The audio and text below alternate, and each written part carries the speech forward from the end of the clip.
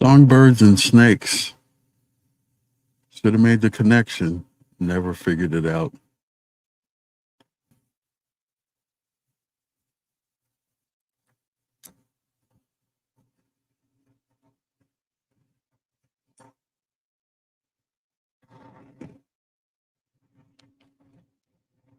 Hey everybody, Mikeylito here with another matinee review today of The Hunger Games, Songbirds, the Ballad of Songbirds and Snakes. Welcome to the program. As I've been doing for the last few weeks, I have been giving my rating of the film almost immediately. And I'm not going to fool around with this one either. So there's the rating scale that I use from Track TV, going from 1 weak sauce to 10 totally ninja. And I am giving The Hunger Games, The Ballad of Songbirds and Snakes, a 5 out of 10. That is equivalent to 2.5 stars. And maybe in a little bit, I will check Rotten Tomatoes while we're on the air to see what Rotten Tomatoes gave it. It's carrying a 7.2 rating on IMDb, which nobody trusts anymore. Metascore is giving it a 51. So that doesn't sound so hot. Like I said, we'll see what it's getting on Rotten Tomatoes in a second. So 5 out of 10, 2.5 stars. This movie is the fifth in a series of movies from Lionsgate, from the Hunger Games series. And I was able to catch the first two movies, The Hunger Games and Catching Fire.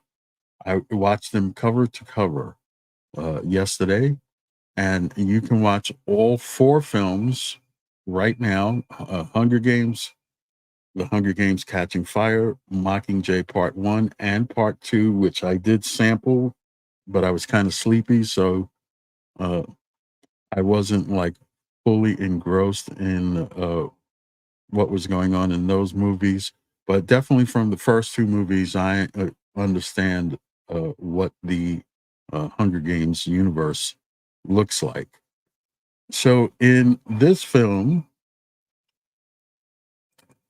we get the story of Coriolanus Snow, who in the other 4 films, played by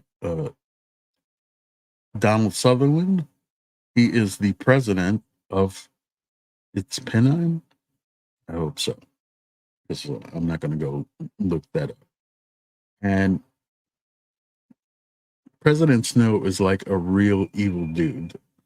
So they have this young, good-looking guy playing him at around the time of the 10th Hunger Games, and this is almost completely different from what we've seen before in the earlier films. Later in the chronology,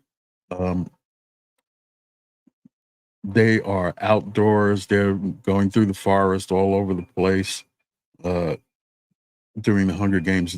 This one is actually in an arena, and it's in an arena that has been attacked by rebels. So the day before the 10th Hunger Games was supposed to occur, it got bombed.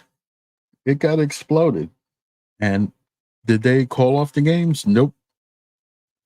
Nope. We didn't get to see the president in this film, by the way. We just got the Snow family and how they are having difficulties, but Coriolanus, which I'm going to call Corey for the rest of the review. He went to this academy, and there's another character that's, I got to look up his name.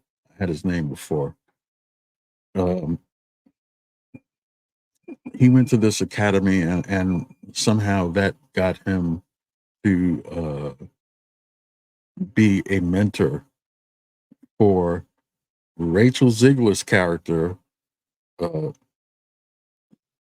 I'll give you that in 1 second. Lucy Gray Baird. Now, Rachel Ziegler, who I last saw in West Side Story, a musical, did not expect, let me take this down. Did not expect this film to be a musical. Rachel Ziegler could get an EP off of this film. A lot of singing in it. That's when I said I didn't make the connection. I should have made the connection. She is definitely a songbird. So whether there was allusions to other songbirds, I didn't really catch it because Rachel was busy singing all the time. So that's the way that goes. There's some really good actors in this film, and Tom Blythe, who plays Corey Snow, he was fine. He was good. I didn't have any problem with him. I didn't really have any problem with Rachel Ziegler either, other than the fact that she was singing all the time. But actors that I recognize from normal stuff.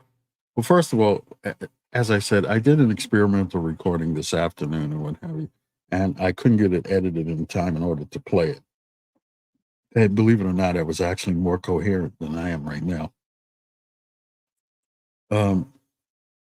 This is based on a series of books by Suzanne Collins. She wrote young adult novels. So apparently this film is geared toward young adults. Well, I'm not a young adult. So I guess I'm looking for a little bit deeper meaning in my movies.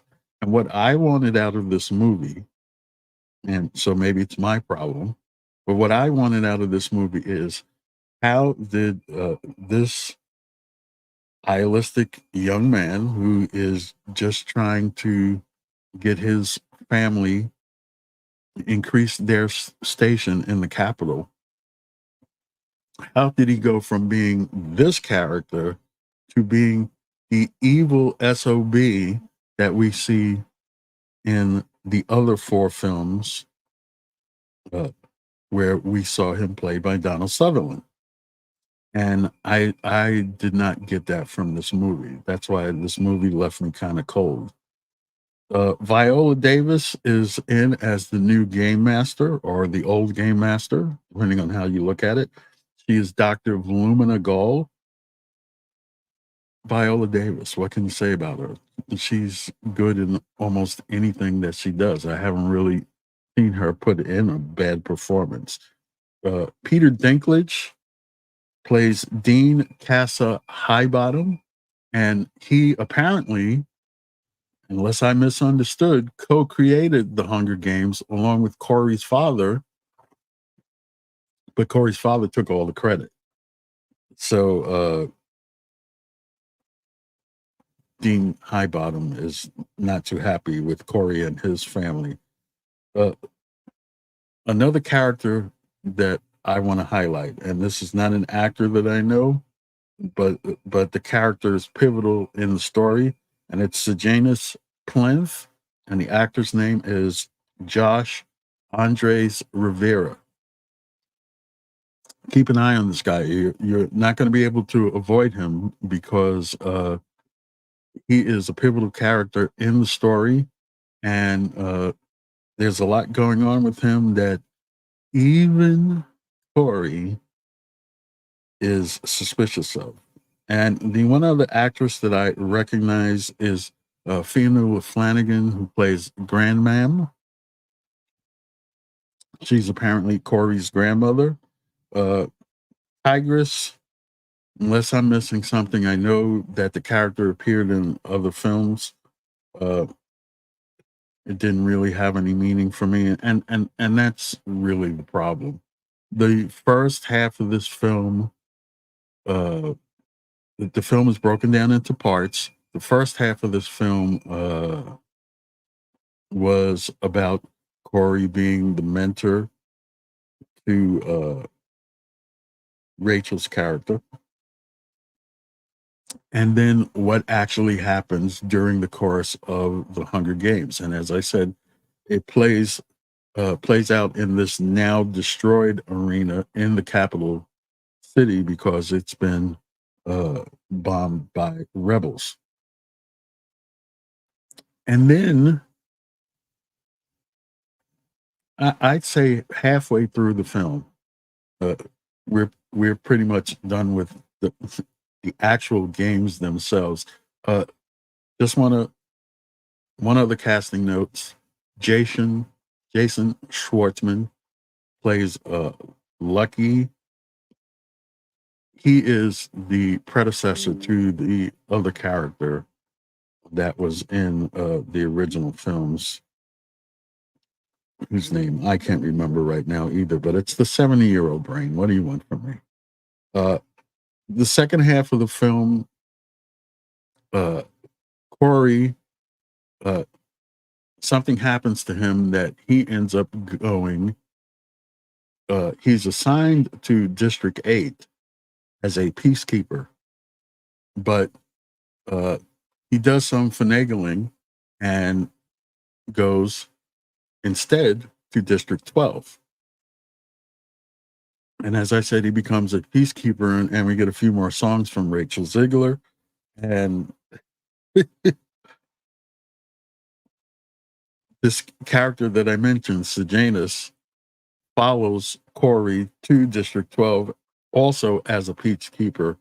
And actually, this is where the upper half of my 5 rating actually kicks in, because this was the part that to me was more interesting than anything that happened before. So I guess basically what I'm saying is, if you're into the Hunger Games, or you're into these YA novels, or you're a young adult, maybe this is the movie for you.